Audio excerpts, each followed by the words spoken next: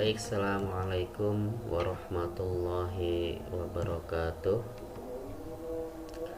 Alhamdulillah, rasa syukur kita panjatkan kehadirat Allah Subhanahu wa Ta'ala. Salam dan salawat semoga tersampaikan kepada Nabi Muhammad Sallallahu Alaihi Wasallam.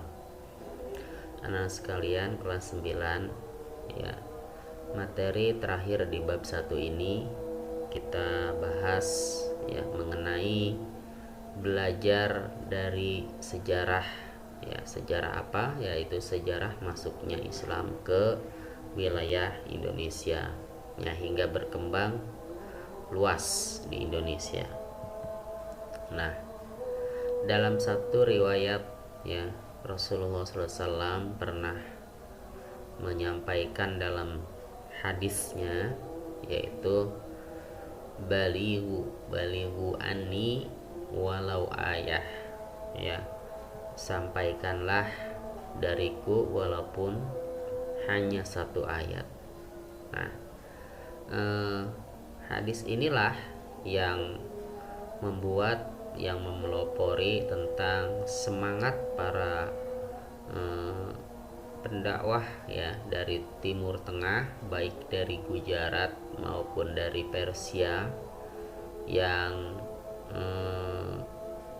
mendarat ke Indonesia dengan misi dakwahnya melalui jalur perdagangan, ya, hingga sampai ke pelosok wilayah Nusantara kala itu.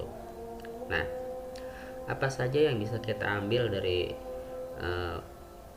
peranan para pedagang dalam menyebarluaskan Islam ke Indonesia, kemudian bagaimana trik dan politiknya hingga bisa tersebar luas ke wilayah Indonesia.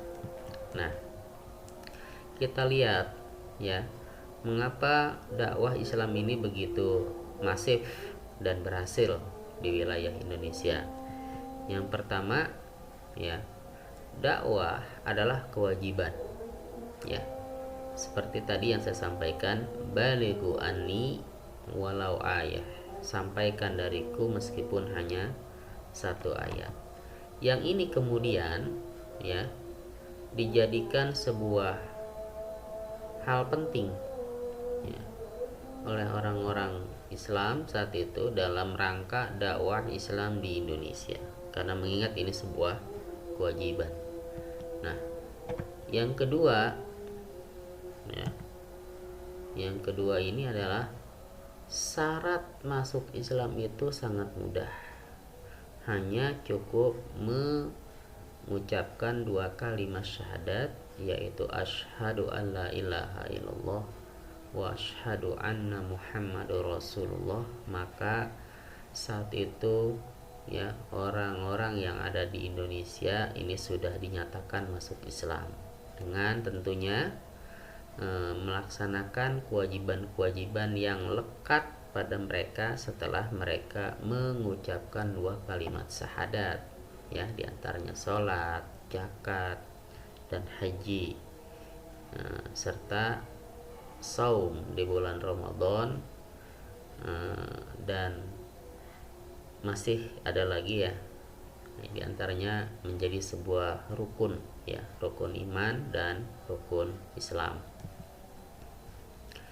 Nah, kemudian yang ketiga, ya, ajaran Islam ini tidak mengenal perbedaan derajat manusia, ya, seperti agama-agama lain, ya, yang mengenal istilah kasta.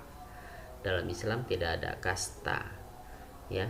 Sementara Allah Subhanahu wa Ta'ala dalam Al-Qur'an menyatakan a'udzubillahi minasyaitonirrajim, bismillahirrahmanirrahim,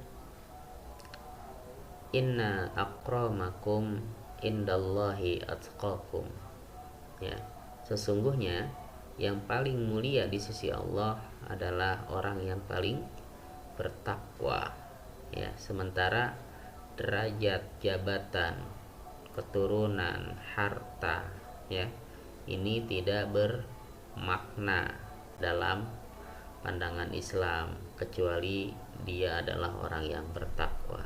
Nah, inilah yang ketiga. Kemudian yang berikutnya adalah pendekatan persuasif. Persuasif ini adalah ajakan, ya, dengan cara-cara yang simpatik, ya.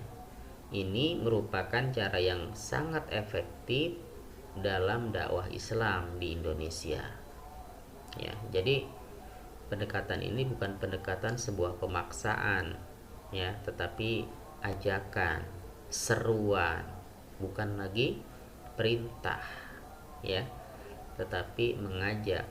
Inilah para pedagang Islam, ya, pedagang Muslim saat itu, mengapa sangat efektif dakwahnya.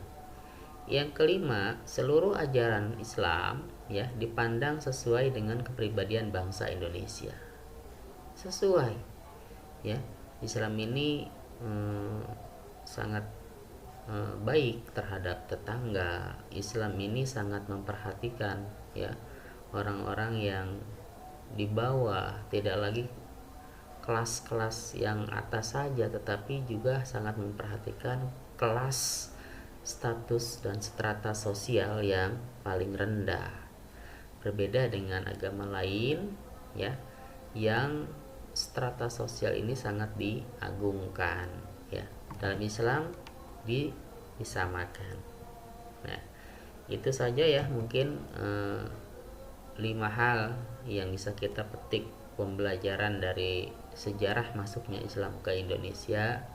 Mudah-mudahan ini membawa manfaat buat kita semua dan untuk bisa kita teladani, ya, sebagaimana para pendakwah Islam dari Timur Tengah, dari Gujarat, dari Persia, ya, beliau dan mereka menggunakan cara-cara yang baik, yang sesuai dengan ajaran Rasulullah Shallallahu Alaihi Wasallam.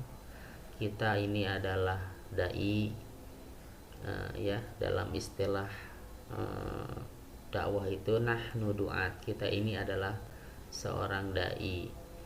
Apapun profesi kita, kita tetap menjadi dai, kita tetap dakwah, kita tetap menyeru kebaikan-kebaikan yang bisa kita lakukan. Ini saja, kurang lebihnya mohon maaf. Billahi taufik wal hidayah. Assalamualaikum warahmatullahi wabarakatuh.